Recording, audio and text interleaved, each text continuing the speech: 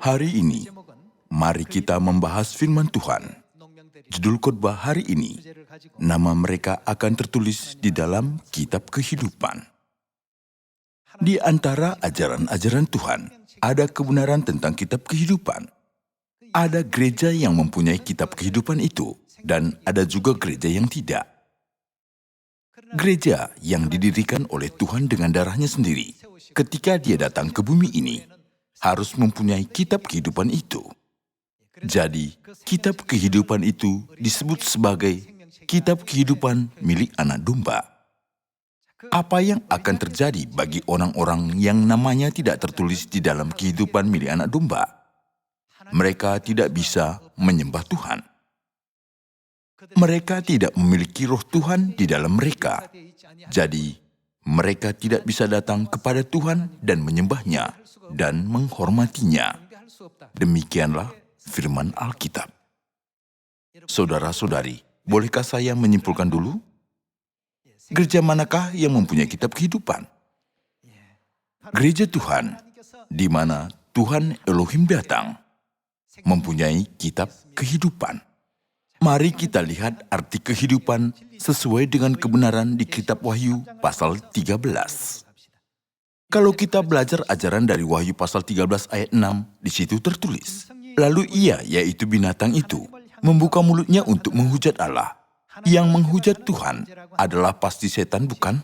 Lalu ia membuka mulutnya untuk menghujat Allah, menghujat namanya dan kemah kediamannya dan semua mereka yang diam di surga. Dan ia diperkenankan untuk berperang melawan orang-orang kudus dan untuk mengalahkan mereka.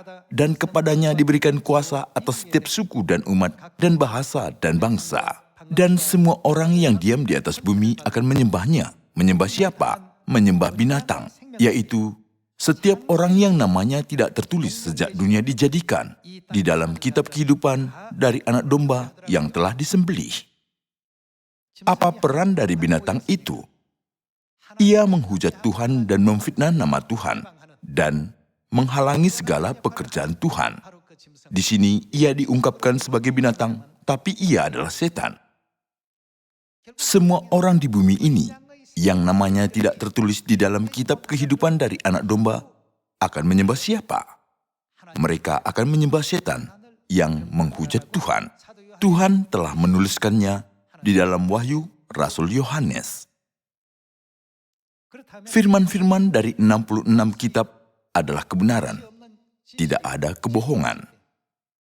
Di mata Tuhan yang benar dan yang melihat dunia rohani, semua orang yang namanya tidak tertulis di dalam kitab kehidupan dari anak domba pasti akan menyembah setan dengan cara apa saja. Itu adalah nubuat yang diberikan Tuhan kepada semua manusia. Itu adalah wahyu dari Tuhan. Jika begitu, apakah kita bisa berkata, "Aku akan masuk ke surga," dengan nama kita tidak tertulis di dalam kitab kehidupan dari anak manusia? Tidak mungkin. Tanpa Tuhan bertindak secara khusus seperti katanya kepada perampok yang telah ada di sisi kanan Yesus. Sesungguhnya hari ini juga engkau akan ada bersama-sama dengan aku di dalam Firdaus. Kita tidak bisa masuk ke surga. Apa yang harus dilakukan terhadap buku kehidupan anak domba? Nama orangnya harus tertulis.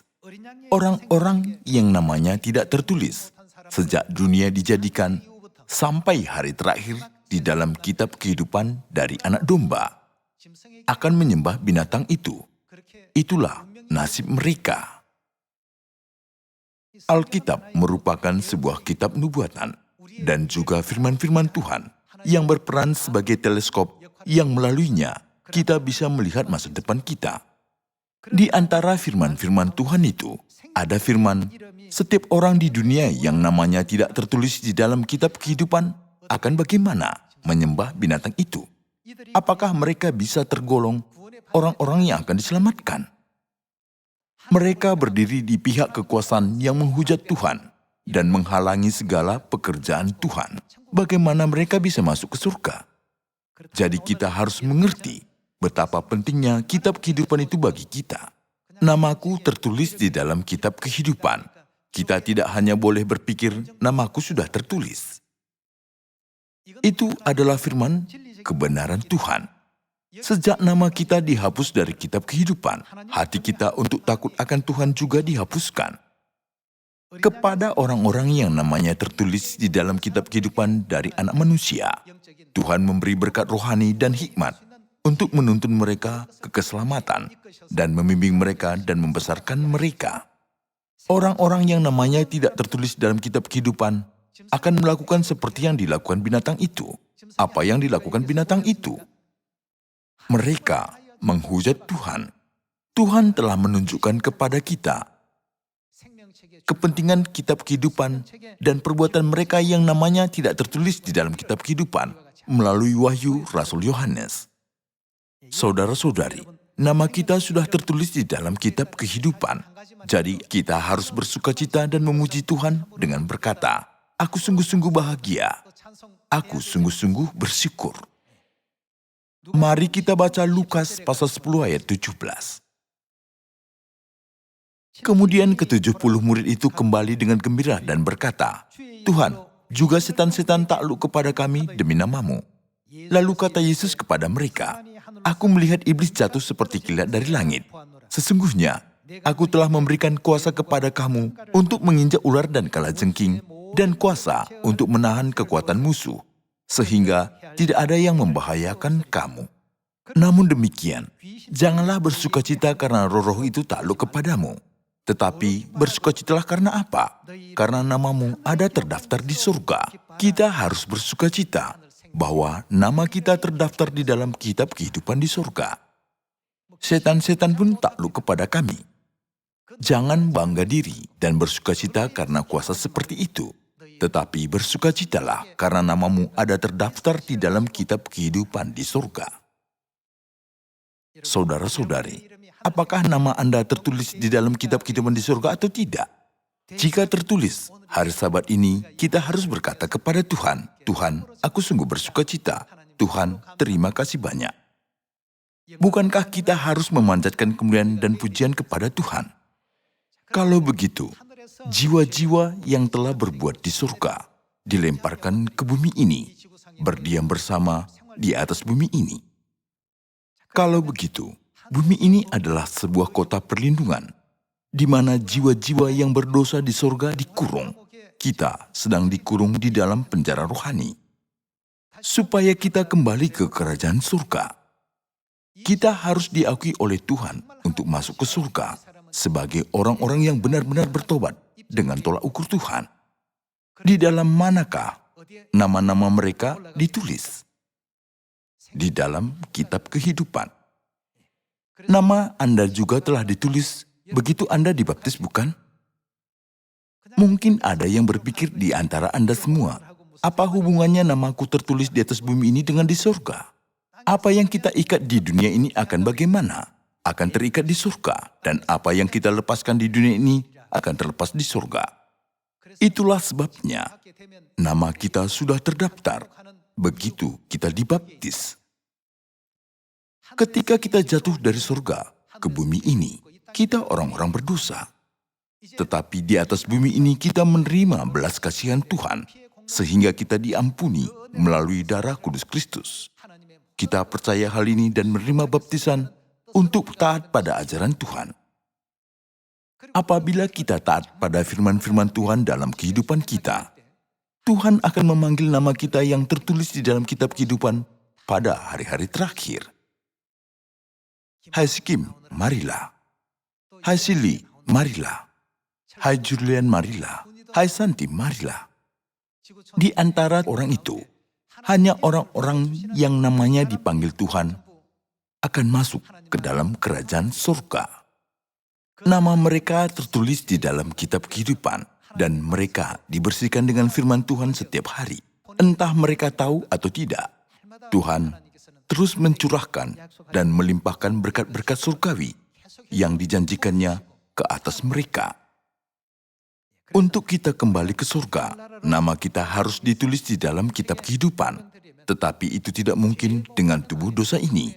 Jadi apa yang harus kita lakukan? Dilahirkan kembali. Kita harus membuang segala rupa kita yang berasal dari dosa. Kemudian dilahirkan kembali di dalam nama Tuhan. Melalui apa kita bisa melakukan hal itu? Baptisan. Tolong buka Roma pasal 6. Mari kita baca ayat 1. Jika demikian, apakah yang hendak kita katakan? Bolehkah kita bertekun dalam dosa supaya semakin bertambah kasih karunia itu? Sekali-kali tidak. Bukankah kita telah mati bagi dosa? Bagaimanakah kita masih dapat hidup di dalamnya? Atau tidak tahukah kamu bahwa kita semua yang telah dibaptis dalam Kristus telah dibaptis dalam kematiannya? Dengan demikian, kita telah bagaimana? Kita telah dikuburkan bersama-sama dengan Dia oleh baptisan dalam kematian, menguburkan dosa-dosa kita. Kita harus membuang dosa-dosa dari kita sepenuhnya, supaya sama seperti Kristus telah dibangkitkan dari antara orang mati oleh kemuliaan Bapa, demikian juga kita akan hidup dalam hidup yang baru.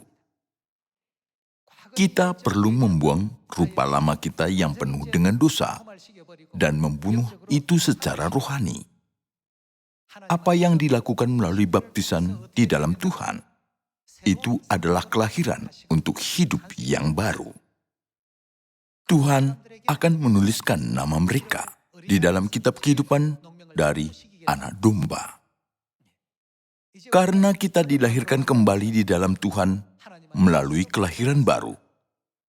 Mulai sekarang, jika kita mengikuti semua ajaran yang telah Tuhan ajarkan kepada kita, tidak akan dihapuskan di dalam kitab kehidupan surga yang kekal, dan tidak akan samar-samar, dan akhirnya kita masuk ke dalam kerajaan surga. Bersukacitalah karena namamu ada terdaftar di dalam kitab kehidupan di surga, sabda Tuhan. Kita perlu menyadari sukacita karena hal ini, bukan? Yesus memberi 70 murid yang menerima kuasa dan pergi menginjil. Mereka bertemu seorang yang kerasukan roh jahat. Mereka berteriak kepadanya, "Aku berkata kepadamu demi nama Tuhan Yesus, keluarlah dari tubuhnya." Lalu roh jahat itu takut dan keluar dari tubuh orang itu. Mereka sangat gembira, membanggakan pekerjaan itu kepada Yesus. "Tuhan, Tuhan, juga setan-setan takut dan takluk kepada kami demi namamu." Setan sangat ketakutan sehingga melarikan diri. Itu hebat sekali. Kelihatannya aku juga menerima kuasa rohani dari surga. Lalu Yesus menyadarkan mereka, "Janganlah bersukacita karena roh-roh itu takluk kepadamu. Tetapi bersukacitalah karena namamu ada terdaftar di dalam kitab kehidupan di surga." Inilah yang Yesus beritahukan kepada mereka. Saya dan Anda sekalian sudah diberkati banyak oleh Tuhan, sehingga kita dapat hidup dalam hidup baru dan menerima namanya yang kudus. Kita menerima janji yang amat mulia tentang masa depan kita yang tidak bisa dimimpikan oleh manusia. Tuhan sama sekali tidak mengingkari janjinya. Masalahnya ada pada kita. Tuhan terus-menerus berkata kepada kita, "Teguhkanlah imanmu sampai akhir, sampai aku datang." Kita semua sudah dilahirkan kembali, kita punya sebuah hidup yang baru. Oleh karena itu, kita harus selalu memandang Tuhan di dalam hidup baru yang diberikan Tuhan dan memahami Tuhan. Bukankah dengan demikian saya dan saudara-saudari dapat memimpikan surga abadi yang akan datang? Nabi Yesaya telah mengatakan tentang orang-orang yang namanya tertulis di dalam kitab kehidupan 2700 tahun yang lalu. Pasal 4 ayat 1 kita baca. Pada waktu itu 7 orang perempuan akan memegang seorang laki-laki serta berkata, "Kami akan menanggung makanan dan pakaian kami sendiri. Hanya biarlah namamu dilekatkan kepada nama kami. Ambillah aib yang ada pada kami." Pada waktu itu, tunas yang ditumbuhkan Tuhan akan menjadi kepermaian dan kemuliaan, dan hasil tanah menjadi kebanggaan dan kehormatan bagi orang-orang Israel yang terluput, dan orang yang tertinggal di Sion, dan yang tersisa di Yerusalem akan disebut apa? Disebut kudus, yakni siapa? Yakni setiap orang di Yerusalem yang tercatat untuk beroleh hidup. Orang yang tertinggal di Sion dan yang tersisa di Yerusalem akan disebut kudus, yakni setiap orang yang di Yerusalem yang tercatat untuk beroleh hidup. Sangatlah penting nama kita tercatat. Ditemukannya nama atau tidak, itu penting. Pada zaman dahulu, Vietnam terbagi dua utara dan selatan. Pada tahun 1975, negara itu disatukan dan menjadi negara komunis. Pada akhirnya, Amerika Serikat mengutus kapal tempurnya ke Vietnam. Sebenarnya kapal itu adalah kapal pengungsian terakhir. Siapa yang bisa naik kapal itu? Hanya orang-orang yang namanya terdaftar bisa mengungsi ke dalam kapal tersebut. Banyak orang berkumpul berteriak dan sangat ingin untuk naik ke kapal itu. Kondisi dan lingkungannya merupakan kondisi yang kacau pada waktu itu. Hanya orang-orang yang terdaftar diizinkan untuk naik kapal itu. Sekarang jika kita melihat keadaan rohani kita sudah selesai mendaftarkan nama kita pada daftar nama keselamatan di atas dunia penuh dosa ini melalui baptisan.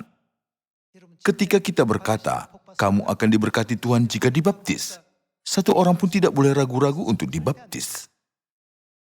Apa yang tertulis di dalam Yeremia pasal 4 ayat 5, jangan tinggal diam. Kita tidak boleh tinggal diam, tetapi cepat-cepat mengungsi ke Sion bukan? Ada alasan di baliknya. Tidak ada orang yang bisa masuk tahap akhir keselamatan, kecuali mereka yang namanya tertulis di dalam kitab kehidupan. Nama kita ada tertulis di sana. Bahkan malaikat-malaikat pun iri kepada kita. Bagaimana ini bisa terjadi? Mereka sudah terlibat kejahatan di surga, lalu jatuh ke bumi, kota perlindungan, yaitu penjara rohani.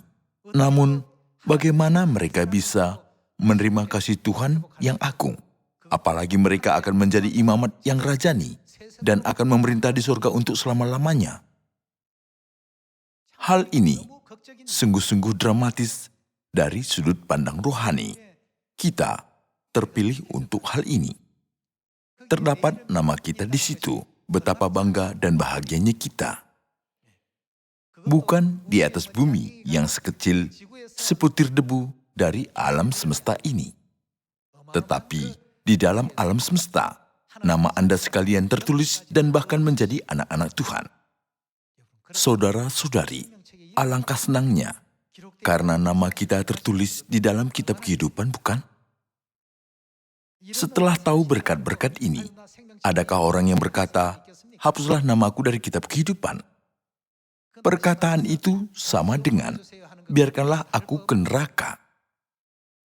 Tuhan telah berfirman di dalam Yesaya pasal 4, orang yang tertinggal di Sion dan yang tersisa di Yerusalem akan disebut kudus, yakni setiap orang di Yerusalem yang tercatat untuk beroleh hidup.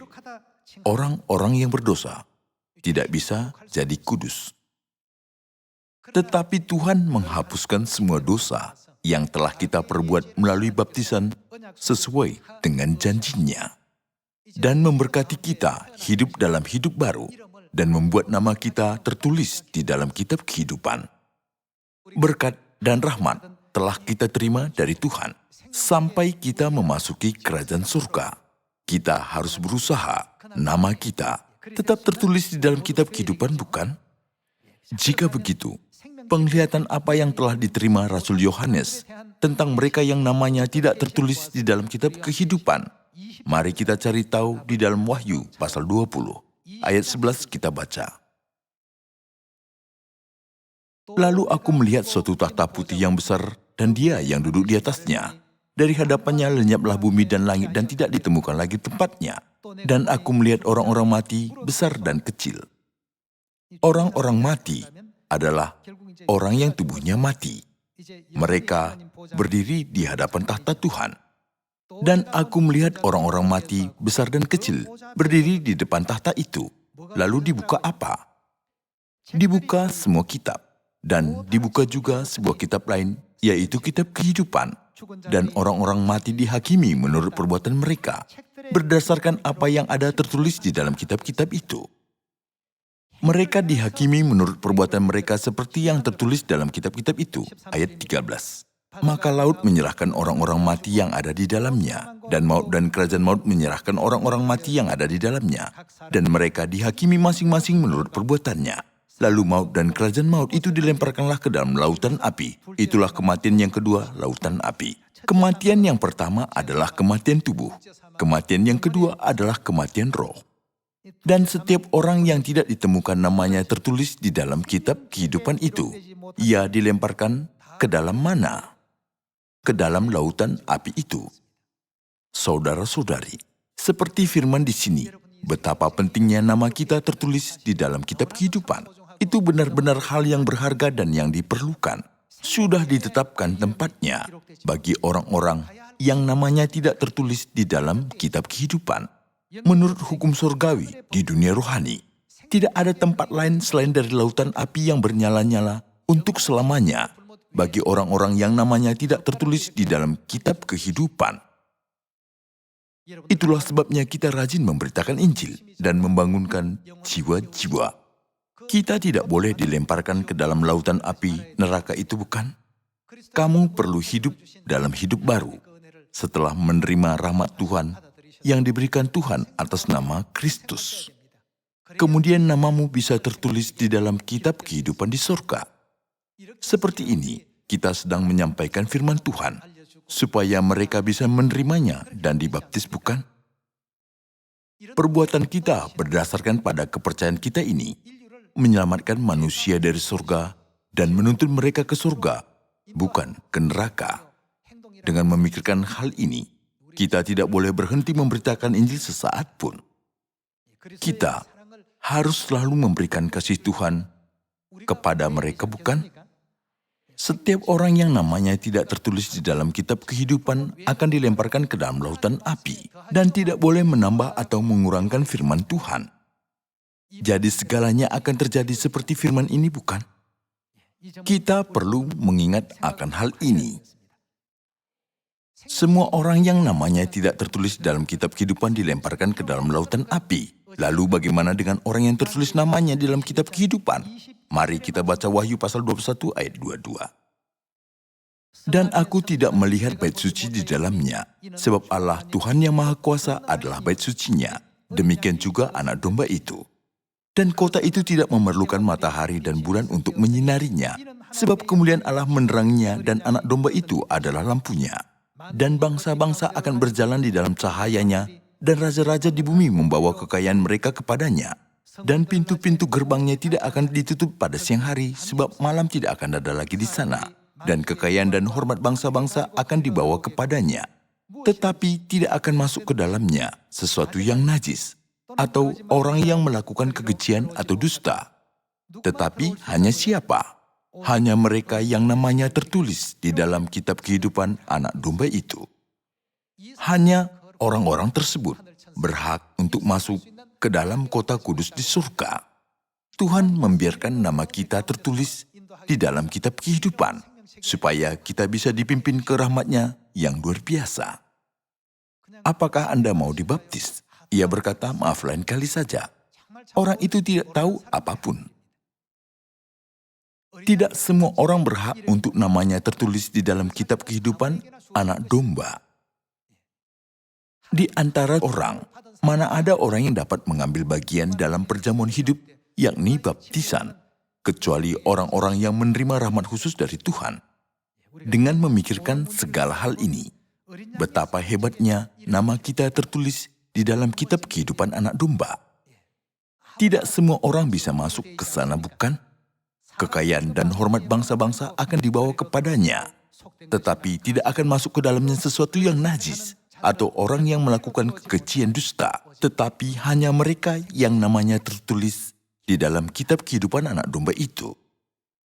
Dunia yang dipersiapkan untuk orang-orang ini adalah dunia yang sangat mulia, yang tidak pernah dilihat oleh mata manusia, tidak pernah didengar oleh telinga manusia, dan tidak pernah dibayangkan pikiran manusia. Tuhan sedang mempersiapkan dunia itu. Saudara-saudari, sekarang kita menjalani waktu yang sangat berarti, sambil kita menyembah kepada Tuhan. Mari kita lanjutkan baca firman Tuhan Daniel pasal 12 ayat 1. pasal 12 ayat 1. Pada waktu itu juga akan muncul Mikael pemimpin besar itu yang akan mendampingi anak-anak bangsamu. Dan akan ada suatu waktu kesesakan yang besar, seperti yang belum pernah terjadi sejak ada bangsa-bangsa sampai pada waktu itu. Tetapi pada waktu itu bangsamu akan terluput, yakni barang siapa yang didapati namanya tertulis dalam kitab itu. Barang siapa namanya tertulis di dalam kitab kehidupan anak domba di surga, ia akan diselamatkan. Tetapi beberapa orang berkata, hari ini aku dibaptis, jadi aku menerima keselamatan. Tidak apa-apa aku hidup menurut dunia ini, karena namaku sudah tertulis di situ. Tetapi kitab kehidupan memiliki ciri khas yang menakjubkan. Nama kita yang terdapat di dalam kitab kehidupan itu bisa bersinar atau kabur, atau dihapuskan menurut perbuatan kita. Anda berharap bahwa nama itu akan tertulis sekali untuk selama-lamanya. Orang yang rajin bekerja untuk Injil namanya akan lebih jelas. Dan orang yang tidak rajin bekerja namanya semakin tidak jelas. Dikatakan bahwa orang yang tetap berada di pihak kejahatan namanya akan dihapuskan pada akhirnya. Saya menyampaikan firman-firman dari ajaran Tuhan yang ada tertulis di dalam Alkitab, bukan sembarangan firman. Tuhan telah mengajarkan kita tentang kitab kehidupan dengan seksama. Nama tidak boleh dihapuskan dari kitab kehidupan. Mari kita cari tahu ciri-ciri kitab kehidupan. Mazmur pasal 69 ayat 28 kita baca. Pasal 69 ayat 28 kita baca. Tambahkanlah salah kepada salah mereka, dan janganlah sampai engkau membenarkan mereka. Biarlah mereka dihapuskan dari kitab kehidupan. Janganlah mereka tercatat bersama-sama dengan orang-orang yang benar. Walaupun namanya tertulis di dalam kitab kehidupan, namanya bisa dihapuskan dari kitab kehidupan jika dia mencari cara berpaling dari Tuhan dan tetap berbuat kejahatan. Dihapuskan berarti ditiadakan. Nama-nama bisa dihilangkan dari kitab kehidupan. Mari kita baca Keluaran pasal 32 ayat 30. Keesokan harinya berkatalah Musa kepada bangsa itu, kamu ini telah berbuat dosa besar, tetapi sekarang aku akan naik menghadap Tuhan. Mungkin aku akan dapat mengadakan pendamaian karena dosamu itu. Lalu kembalilah Musa menghadap Tuhan dan berkata, bangsa ini telah berbuat dosa besar, sebab mereka telah membuat alam emas bagi mereka. Tetapi sekarang, kiranya engkau mengampuni dosa mereka itu. Dan jika tidak, hapuskanlah kiranya apa? Hapuskanlah kiranya namaku dari dalam kitab yang telah kau tulis. Seperti firman ini, nama kita bisa dihapuskan. Di dalam Alkitab ini tertulis, hapuskanlah kiranya namaku dari kitab, ayat 33. Tetapi Tuhan berfirman kepada Musa, siapa yang berdosa kepadaku? Nama orang itulah yang akan apa? Akan kuhapuskan dari dalam kitabku. Tuhan mencintai kebenaran, dan Dia sabar terhadap manusia, supaya mereka bisa berjalan di jalan yang benar. Tetapi kalau umat Tuhan terus melakukan kejahatan, Tuhan akan melakukan apa pada akhirnya? Dia akan menghapuskan nama mereka dari kitab kehidupan anak domba. Itu menunjukkan kepada kita kehendak Tuhan. Mereka tidak bisa diperbaiki lagi. Aku akan menghapuskan mereka semua. Hendaklah engkau setia sampai mati, supaya namamu ditemukan di mataku. Dan aku akan mengaruniakan kepadamu mahkota kehidupan, bukan? Wahyu pasal 3 ayat 5. Barang siapa menang, ia akan dikenakan pakaian putih yang demikian. Aku tidak akan menghapus namanya dari kitab kehidupan, melainkan aku akan apa? Aku akan mengaku namanya di hadapan Bapa-Ku dan di hadapan para malaikatnya. Nama-nama bisa dihapuskan dari kitab kehidupan. Ketika iman kita menjadi lemah, nama kita menjadi samar-samar dan tidak jelas di dalam kitab kehidupan. Kalau kita berbuat sesuatu yang melewati batas garis terakhir, Tuhan akan menghapuskan nama kita dari kitab itu. Saudara-saudari, semua firman ini terdapat di dalam Alkitab. Jadi janganlah berpikir firman-firman ini hanyalah sebuah huruf. Hanya dunia 3 dimensilah. Dunia jasmani yang dapat kita lihat sekarang. Kerajaan surga yang akan kita masuki. Dunia lebih dari 5 dimensi di mana Tuhan berada. Kita tidak bisa memahami firman-firman-Nya yang diberikan dari dunia itu kepada kita. Jadi Tuhan memberi firman-firman-Nya kepada kita dengan menggunakan bahasa manusia supaya kita bisa memahaminya, bukan? Hendaklah engkau setia sampai mati, dan aku akan mengaruniakan kepadamu mahkota kehidupan. Kenapa Tuhan berkata, hendaklah setia sampai mati? Menurut tahap iman kita terhadap Tuhan, nama kita bisa bersinar lebih terang lagi, dan juga bisa menjadi samar-samar. Tuhan pernah berkata, aku sudah lama bertahan dan bersabar terhadap engkau, tetapi engkau tetap menolak untuk bertobat. Walaupun engkau sudah dibaptis, aku akan menghapuskan namamu dari kitab kehidupan anak domba. Saudara-saudari, saya harap tidak ada dari kita orang yang seperti itu. Hanya orang yang tercatat di dalam kitab kehidupan anak domba akan masuk ke dalam kota kudus itu.